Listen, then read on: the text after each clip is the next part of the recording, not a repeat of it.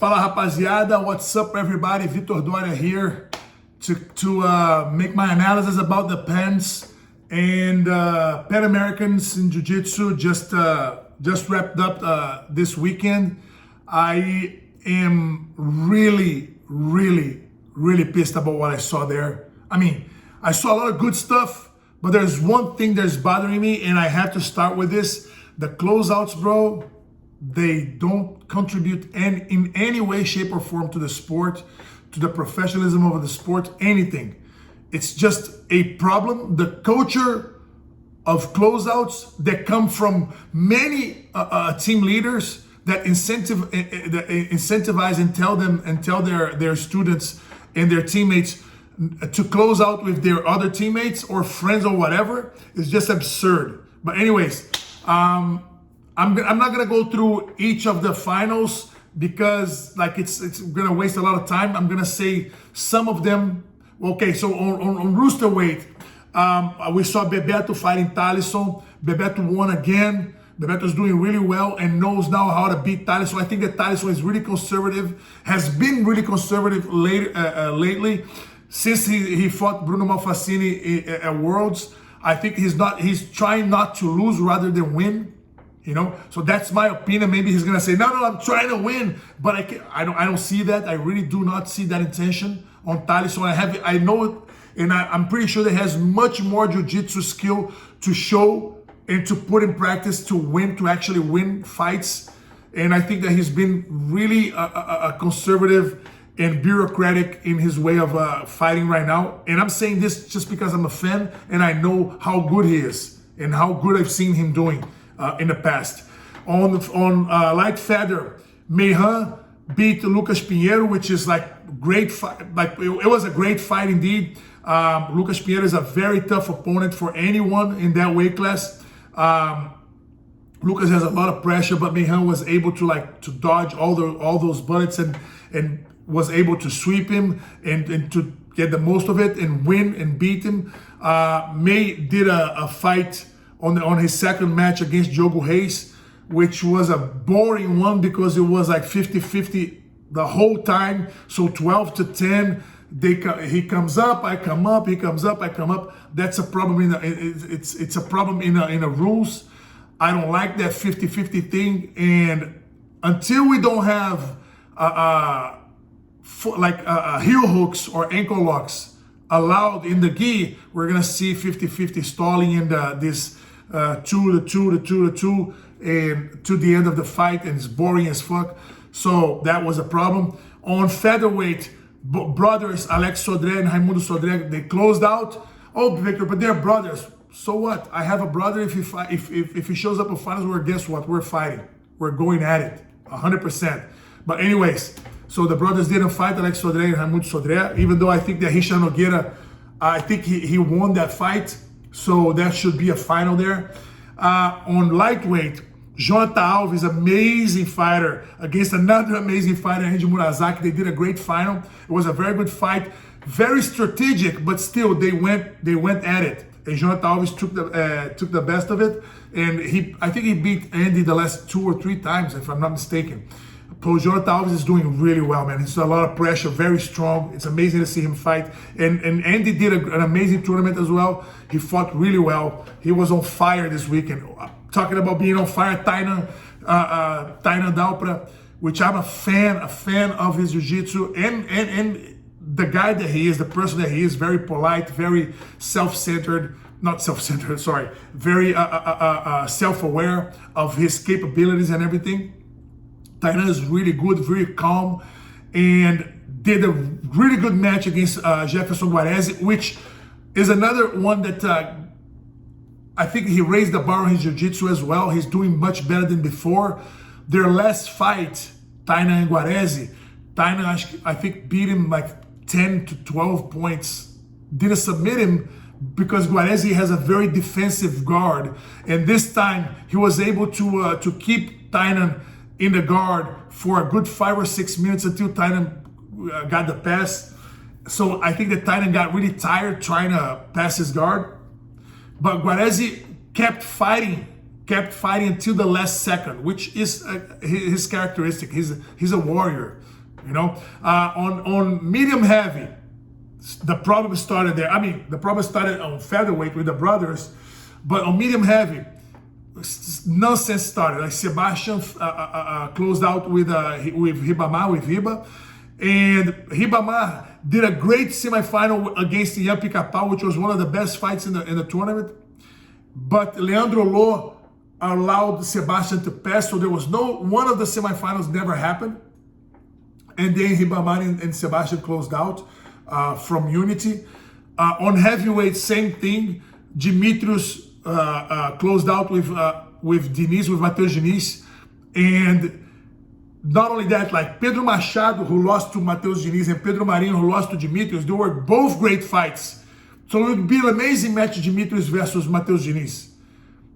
It never happened, you know. So it doesn't make any sense. They don't train together, even if they did. I'm going to talk about this later. So on super heavyweight, another closeout. That's the most nonsense of all of them, which was like Marcos Scooby against Eric Muniz.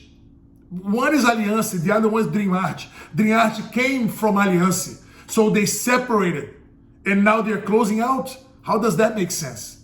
Oh, because I didn't want to get tired to fight on Absolute? And Felipe Andrew did the same. Felipe Andrew, look at that. Okay, Felipe Andrew is Alliance.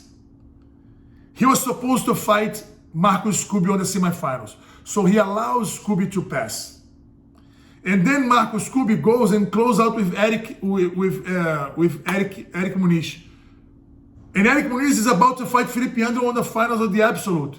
So if Marcos Scooby is a good is a good teammate for Felipe Andrew, he would have fought his ass against Eric Muniz to make him tired. But he's also friends with Eric, apparently. And they closed out on that doesn't make any sense. It's absurd. It's completely nonsense.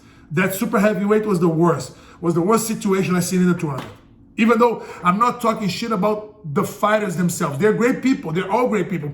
But that's the freaking closeout culture that we have in Jiu-Jitsu, coming from my time, from even before myself.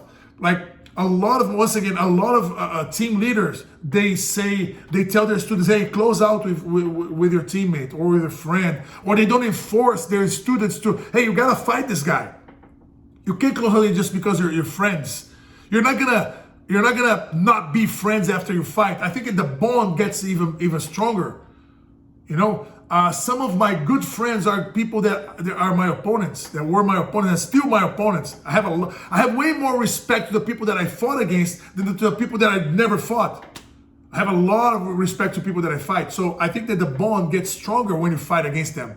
And to save the day, the finals on the ultra heavyweight, for me, was the best fight in the whole tournament, which was Cyborg against Gutenberg Pereira.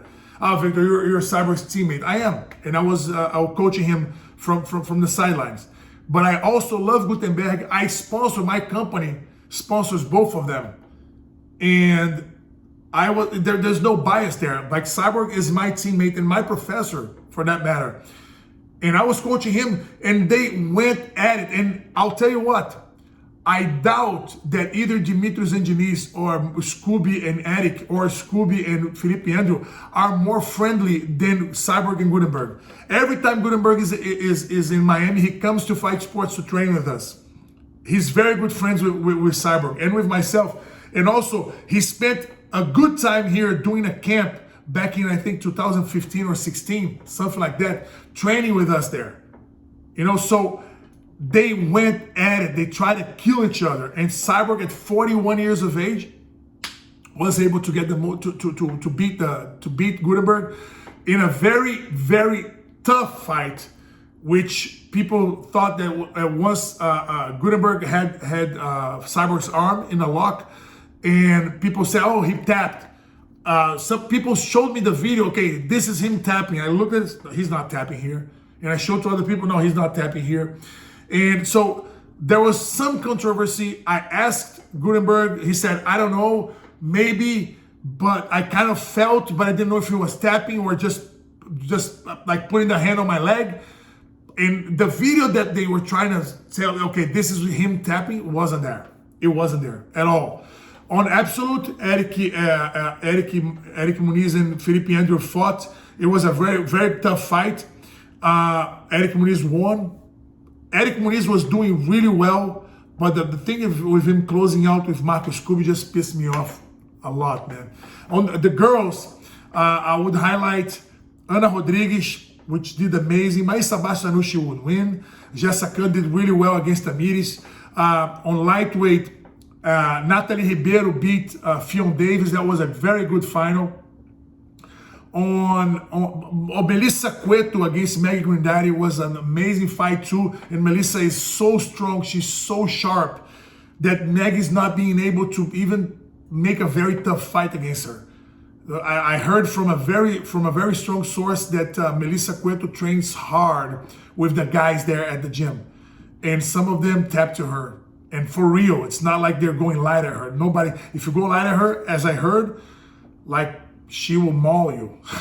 And I don't doubt that, because like her eyes, you can see on her eyes the way she positions herself in a fight. She wants to kill the other person. I mean, during the fight. Afterwards, it's all good, but she's a lot of will. And I love it, a lot of heart.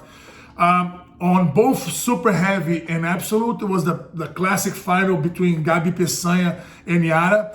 Gabi won both fights, and I don't think that Yara, I don't know, Yara can't find a way to beat Gabi anymore. It's tough, it's really, really tough. But okay, back to the whole, well, on Masters, I would say that the highlights are Roberto Godoy, which won my category, which is Master 4. So he won double gold, weight and absolute. Amazing job by Professor Roberto Godoy, which I admire a lot. And the other guy that called my attention a lot was Peter Frank, because his submission, his flying armbar, was probably the most beautiful submission of the whole weekend. Amazing skill. He has a very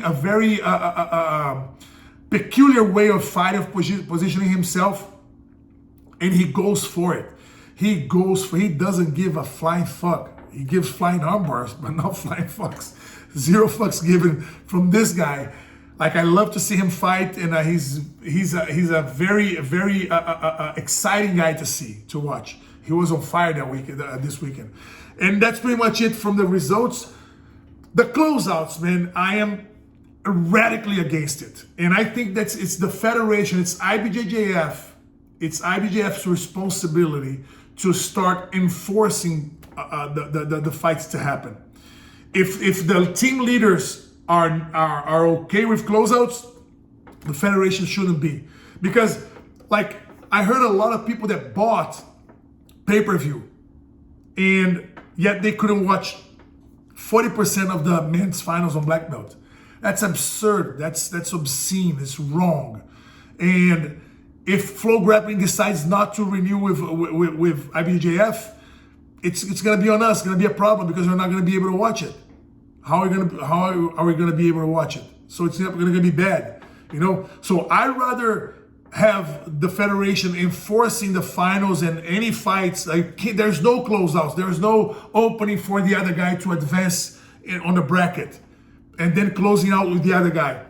It can't happen. It shouldn't happen. Some of the fighters told me, oh, they don't pay us to fight, so I'm not fighting.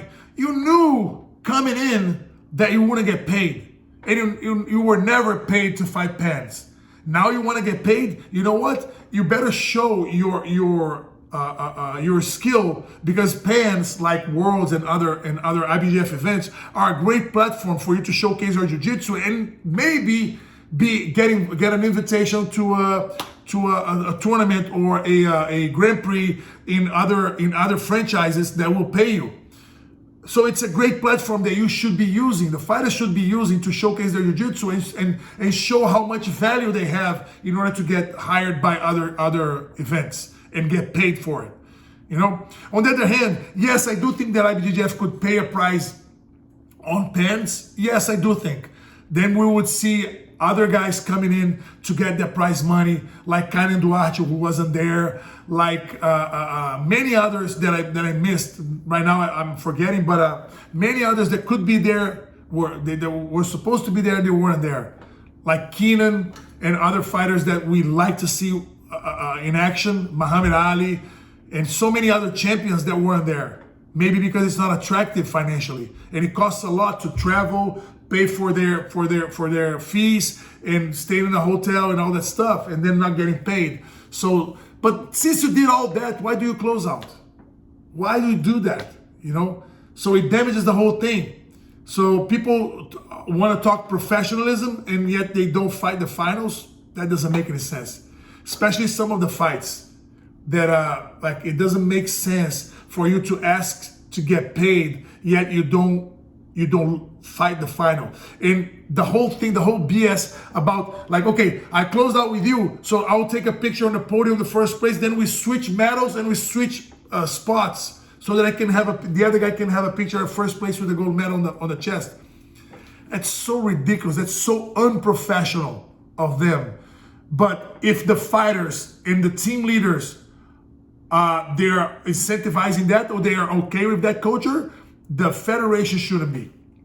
So the federation, it's past the time that the federation should position themselves and say, if you're here, you need to fight. You can't open for someone else to progress on the bracket, to advance on the bracket, or a closeout on the finals. The people that are watching at home, they are paying to watch the fight, especially the finals, which is the highlight of the whole week. And if you prevent those from happening, there's no point in paying for it, you know? So I'm really pissed about it, and I'm just making my point here. I'm completely, utterly against closeouts. Doesn't matter who. If I was fighting on ultra heavy and I have to face Cyborg in the final, so be it. I'll do it. I'll do it right away, and I know he will do it gladly too. Because we do that at the gym every day. He tried to rip my hat off. I try my best to give him a good roll. Sometimes I even can't, because that's how good he is. But I'm going for it, and I'll give my best on the tournament or in the gym. So why don't people do the same?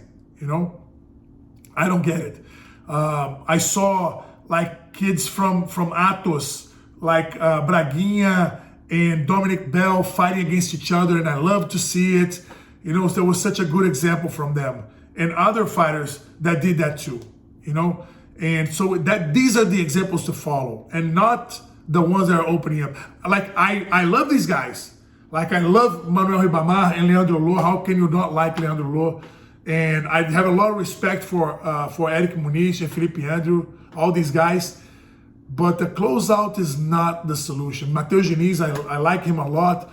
Don't know Dimitrios really well, but I admire their jiu-jitsu, and I wish they were fighting. I just wish they were fighting. That's my position, man. I would like to see your comment below. Let me know what you think. Let me know what you think about closeouts, about opening up for someone else to advance on a bracket. I want to know, because I honestly want to have a case in order to present to the federation. Hey, here's 10,000 comments against closeouts. What you guys are gonna do? You know, gotta enforce it. If you don't, then jiu-jitsu is losing. The whole community is losing. Okay, that's my opinion, and I want to hear your opinion about it. So just put it down there. Okay, see you guys to the next one. Take care. Bye.